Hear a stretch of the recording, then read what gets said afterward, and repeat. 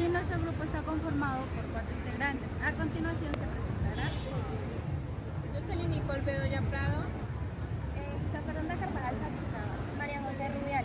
Nuestro tema abordado es de la ciudadanía indígena de la reformación de la República y a continuación nuestra compañera les va a dar un contexto sobre la lucha de la ciudadanía. desde el siglo XIX las comunidades indígenas han luchado por ser reconocidos como ciudadanos plenos, exigiendo que se le otorguen los mismos derechos que a los otros ciudadanos. Uno de los ejes centrales de las luchas indígenas ha sido la defensa de sus tierras, ya que han exigido el reconocimiento de sus territorios ancestrales. También han abogado en un sistema educativo para que respeten y promuevan sus lenguas.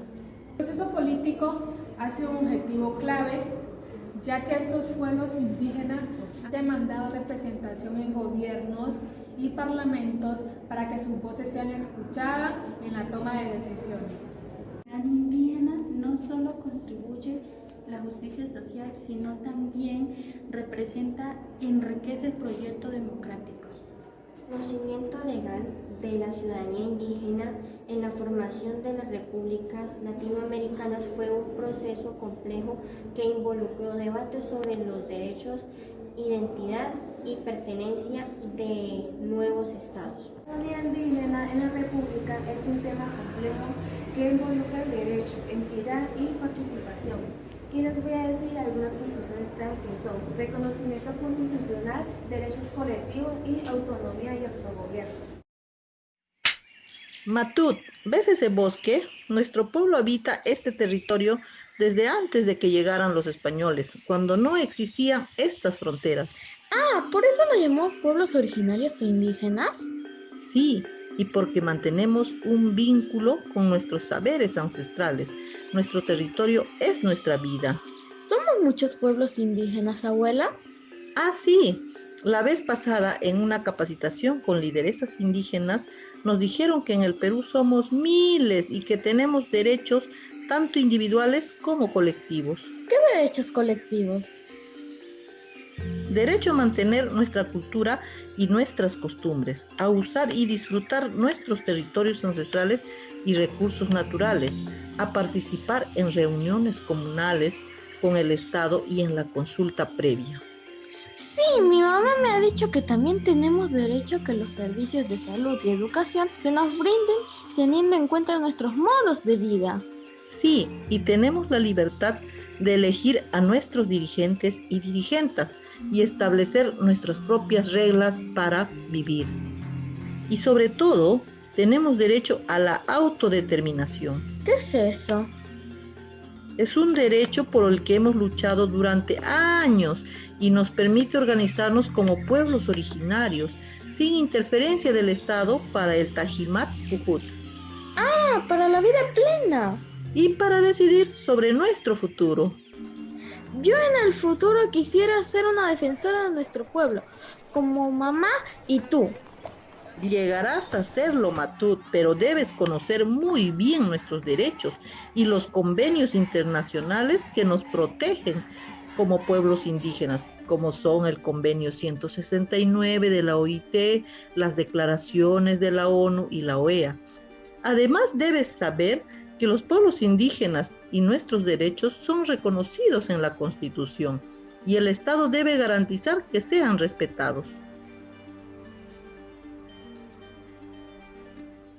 Y que se respete la ley de la consulta previa, ¿no?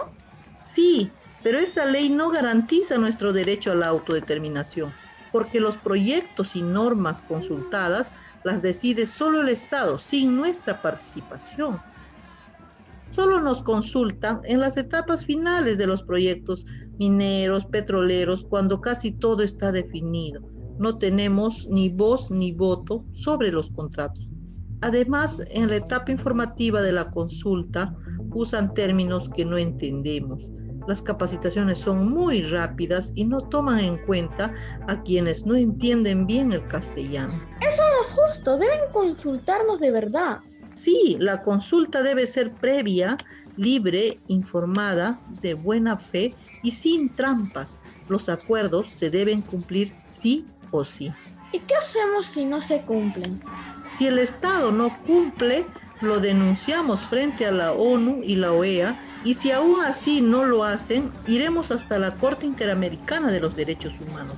Ahí sí el Estado deberá respetar lo que diga la Corte. Así evitamos conflictos.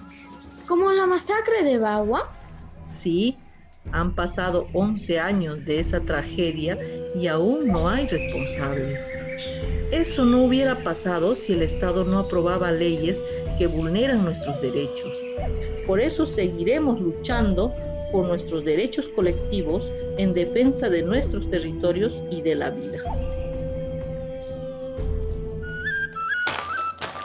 El Convenio 169 de la Organización Internacional del Trabajo establece como prioridad el derecho de las comunidades indígenas y tribales a conservar sus propias instituciones sociales, económicas, culturales y políticas o parte de ellas. Con esta disposición, los gobiernos deberán consultar a los pueblos y comunidades indígenas cada vez que se prevean medidas legislativas o administrativas que afecten directa o indirectamente su derecho a decidir.